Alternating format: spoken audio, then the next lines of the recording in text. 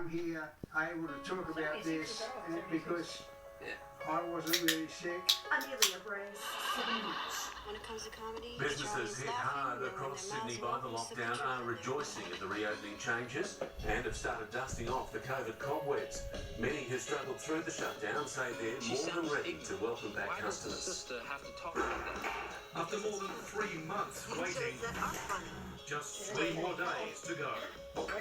At venue La Montage, doubling vaccinated wedding guests to 100, they say isn't enough. All caps should go. We don't have the road that runs from October to November. They're just very Navarra. times have actually had to cancel. A lot of them actually get up to $30,000 to $40,000.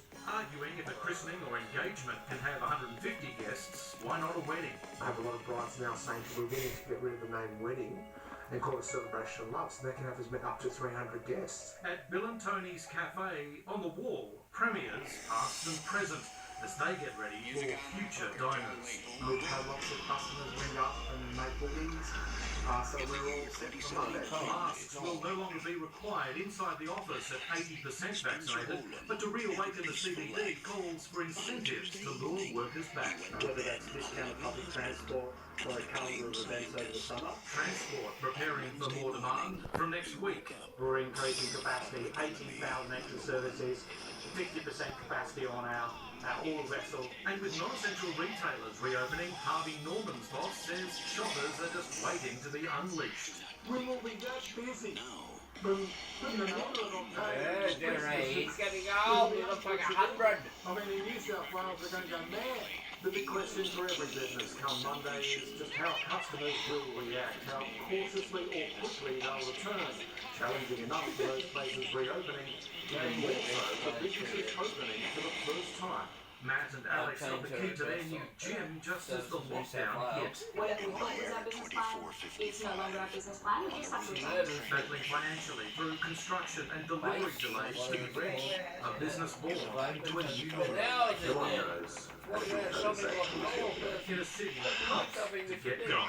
Paul Cunningham, 7 News. Other states still in lockdown are now racing to boost their vaccination rollouts. As of today, over 55% of Victoria is double vaccinated. And urgency is growing with 1,638 new cases and 2 deaths.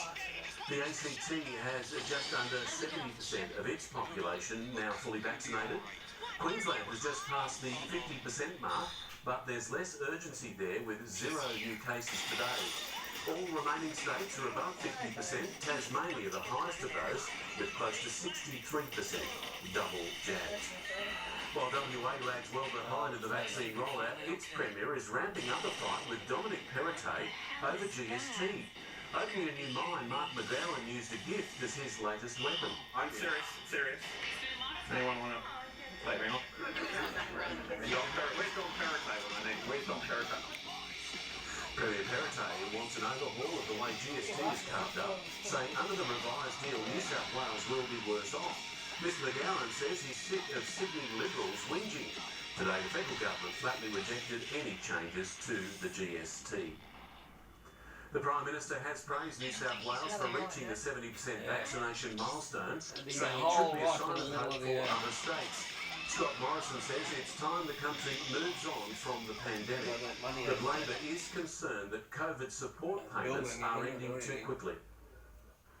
After months in the darkness of lockdown, The light at the end of that tunnel is now very, very close. and the light on the COVID disaster payments is about to dim. These are emergency payments, and these emergency payments have to end. From Sunday night in New South Wales, and when other states hit 70% vaccinations, the 2 million Australians receiving the payments will have to reapply each week.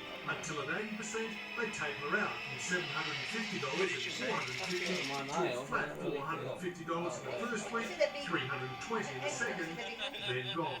The experience of the Australian economy has been that when restrictions ease, jobs come back. But for those whose jobs don't come back, it's $320 a week unemployment benefits. In relation to job seeker payment, what we encourage people to do is get moving now. For a MyGov account, registering with ID, details of your last employer, and bank account details. Labor and some economists, though, say extra financial support will be needed to smooth the transition from lockdown to opened up. Whether it's JobKeeper or the COVID disaster payments or other kinds of support, we need to make sure that it's tailored to the economic conditions.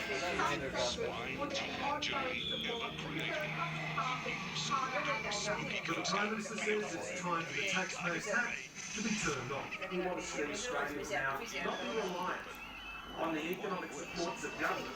Now expecting businesses themselves to keep the lights on. Mark Ryan, 7 News. Transport workers are threatening a nationwide strike disrupting parcel deliveries across 5 major companies as early as next week as they step up their industrial campaign. Let's go to Evan Batten at Strathfield South now. Evan, what are they planning?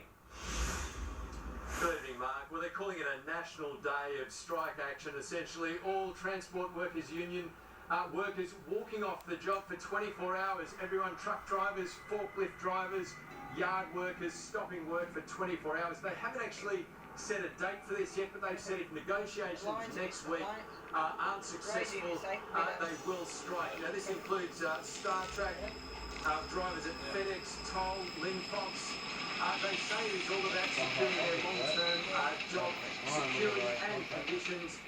Surely they mark with the increase in demand for online shopping that we've seen, this will have a dramatic impact on consumers.